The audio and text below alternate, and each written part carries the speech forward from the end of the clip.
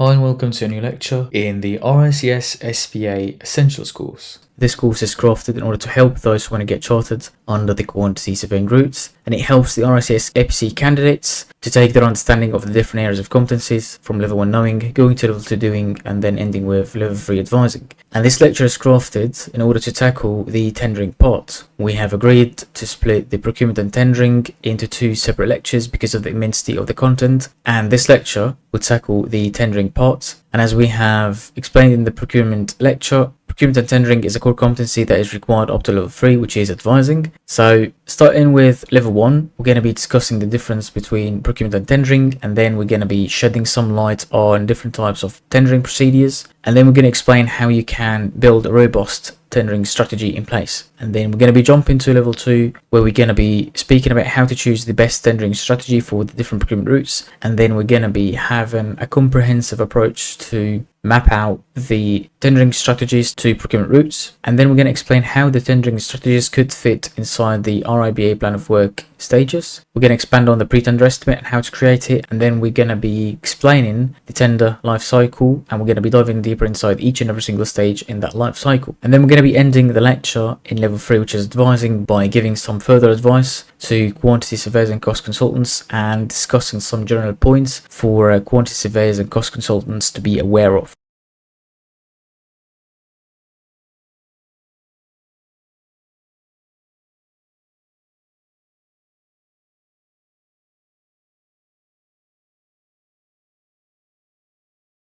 So let's explore the differences between the single stage tendering and the two-stage tendering. So starting with the single stage tendering, you would normally have the design crafted by the design team up to RIBA stage 4, and the RIBA stands for the Royal Institute of British Architects, and they have crafted a plan of work that accounts for the design and construction stages of the construction project, and it starts from the inception and it ends with the handover and closeout. So stage 4 is all about the detailed design, and once the design is quite detailed, that's where ourselves as quantity surveyors and cost consultants, we can jump in and then we can compile the bid documents which are going to be sent out for different contractors to bid on. And the contractors, they're going to be submitting the tenders with the proposals, and here ourselves as quantity surveyors and cost consultants, we're going to be undertaking the analysis and comparison between the different tender submissions, and that's going to allow us to draft tender reports which details the analysis undertaken in addition to the recommendations for the preferred contractor. The preferred contractor would then be contacted and a final contract sum can be reached, and once the final price is agreed, that's where the contractor is going to be taking the responsibility of deploying the detailed design on the ground and taking the responsibility for the construction of the project.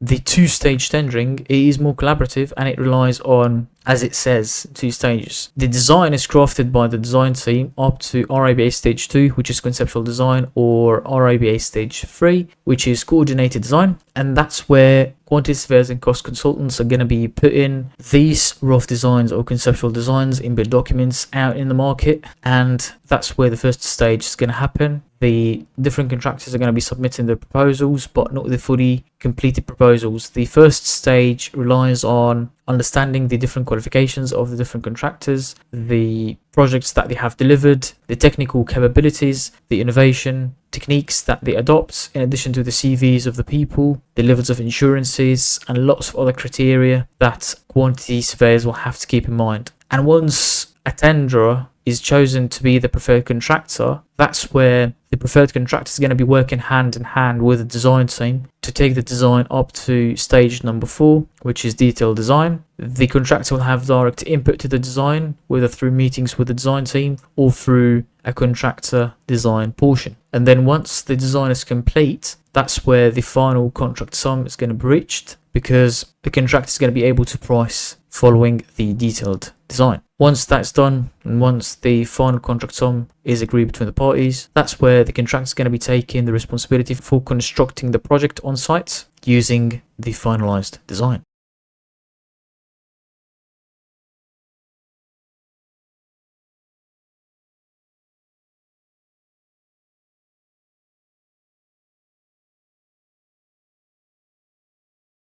So now let's start with level 2, which is doing. And the first thing we're going to be discussing in level 2 is the choice of the tender strategy. So take an example of having a project where the client wants to start early on site, and the client, they have the expertise to have direct relationships with the trade contractors. They want to have fast track delivery, and the client, they have quite a lot of contacts in the construction industry, so they can reach out to different trade contractors. And they also want to have an overlap between the design and the tender. At this point in time, the best tendering strategy to adopt is the two-stage tendering, where the contractors are going to be appointed based on a wide variety of criteria, as we have alluded to in the previous slides. And then in the second stage, the price is going to be negotiated. A second example is if the client wants to retain ownership and control over the design, which is going to be crafted by the design team. And also the client wants to have more cost certainty and also more time certainty from the contractor side. That's where single stage tendering procurement route is going to be the best option to adopt. Third example is when the client wants to delegate some of the design to the contractor, or even share the design risks with the contractor through having